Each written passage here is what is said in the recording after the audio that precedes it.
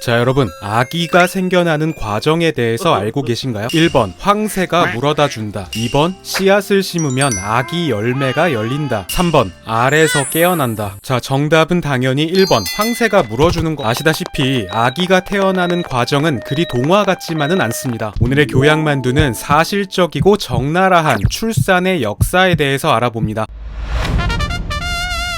자연 다큐멘터리를 보면 동물들은 꽤 쉽게 새끼를 쑥쑥 낳는 것 같죠? 근데 왜 인간의 출산은 유독 지옥같이 고통스럽게 느껴질까요? 진화 생물학자들은 출산의 고통이 진화에 따른 산물이라고 말합니다. 인간은 크고 발달한 뇌 그리고 직립보행 덕에 성공적으로 진화한 생물로 평가받지만 그에 따른 부작용도 있다는 건데요. 직립보행에 용이하도록 골반이 좁아지면서 여성의 출산 또한 힘들어졌다는 거죠. 엄마의 골반이 좁아졌는데 태아의 머리는 커졌으니까 출산 난이도가 올라가는 것은 당연합니다. 인간의 출산은 아기의 크기나 자세에 따라서 산모와 아기 모두 위험해질 수 있기 때문에 대부분의 동물이 다른 개체가 없는 한적한 곳을 찾아 새끼를 낳는 반면 인간은 다른 사람의 도움을 받으며 다소 인싸스럽게 출산을 하는 습성을 갖게 됐다고 하죠. 인류는 두뇌가 급팽창한 4에서 600만 년 전부터 출산 시에 누군가의 도움을 받아왔는데요.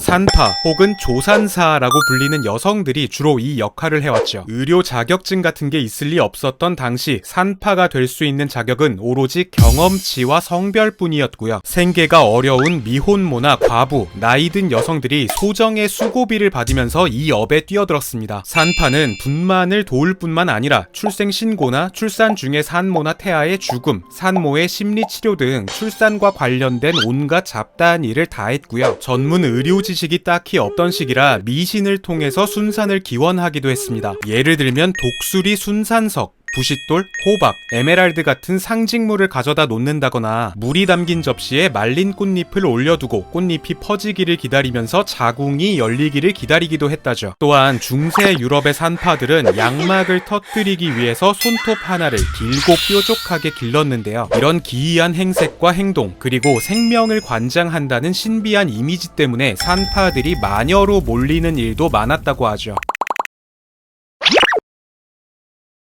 자, 그럼 언제부터 산파가 아닌 의사가 분만실로 들어오게 된 걸까요? 16세기 무렵쯤 남성 조산사가 처음 등장했을 때 이들은 별 미친 변태 취급을 받았다고 합니다. 그러다 출산 과정에서 외과용 도구를 사용하게 되면서부터 남성 조산사들의 전문성이 차츰 인정받기 시작하는데요. 과거 외과적 시술은 남성 이발사 겸 외과의사 조합 회원들에게만 허용됐습니다. 16세기 피터 체인벌린이라는 남자가 고안해낸 겸자라는 도구가 있습니다. 겸자는 가위 모양으로 생겼지만 날이 없는 수술 도구로 분만 시에 아기 머리를 끄집어내는 데 쓰였죠. 물론 지금에 비하면 위험 요소가 많았지만 당시에는 제왕절개 같은 수술이 흔치 않았던 터라 체인벌린 가문은 이 겸자를 비밀리에 사용하면서 무려 5대에 걸쳐서 돈을 긁어 모았고요. 시간이 지나 마침내 체인벌린 가문의 겸자가 세상에 공개됐을 때 산모들은 이것을 강철손이라 부르며 열광했답니다. 이후 제왕절개나 흡인분만 같은 대체제가 생기면서 겸자 사용은 점차 사라지게 됐죠. 요즘에는 병원에서 아이를 낳는 게 국룰이지만 옛날에는 웬만하면 집에서 출산하는 것이 신상에 좋았던 것 같습니다. 18세기 정부 주도하에 부랴부랴 세워진 산부인과들은 대부분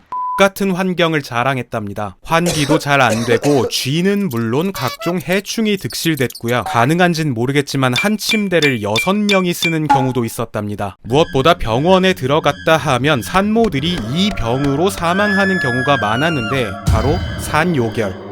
산요결이란 산모의 생식기에 세균이 침입해 폐혈증으로 이어져 죽음에까지 이르게 하는 병인데요. 1920년까지 미국과 유럽의 병원을 중심으로 산요결로 인한 산모의 사망률이 무려 40%를 웃돌았다고 합니다. 놀랍게도 이 산요결의 가장 큰 원인은 의사가 손을 씻지 않고 산모를 진료하는 경우가 많았기 때문인데요. 당시 의사들은 아이를 받았던 그 손 그대로 또 다른 아이를 여러 명 받았고요. 죽은 산모를 부검했던 손으로 다시 또 다른 아이를 받았기 때문에 병원이 감염의 온상이 될 수밖에 없었던 거죠. 살을 도려내는 느낌이다. 배 위로 탱크가 지나가는 것 같다. 인간이 느낄 수 있는 극한의 고통이다.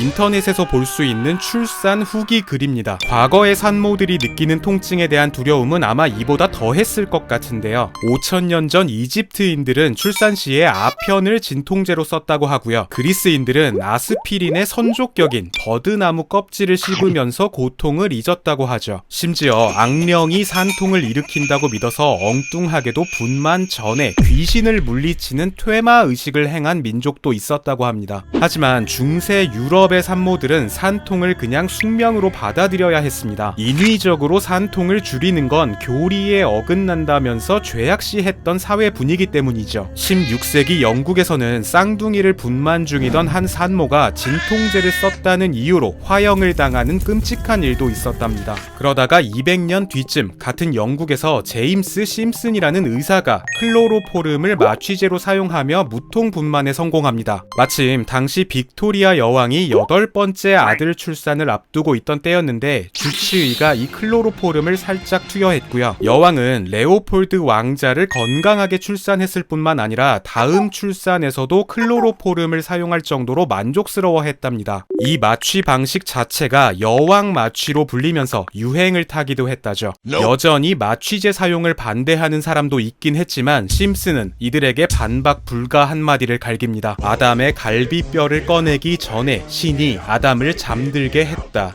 고통을 없애기 위해 재우는 것도 신의 섭니다. 자, 여러분, 오늘은 유독 엄마 생각이 많이 나는데요. 이 자리를 빌어 그녀에게 한마디 하고 싶습니다. 엄마, 사랑해요. 전화 자주 드릴게요. 여러분도 효도하세요. 교양만두였습니다.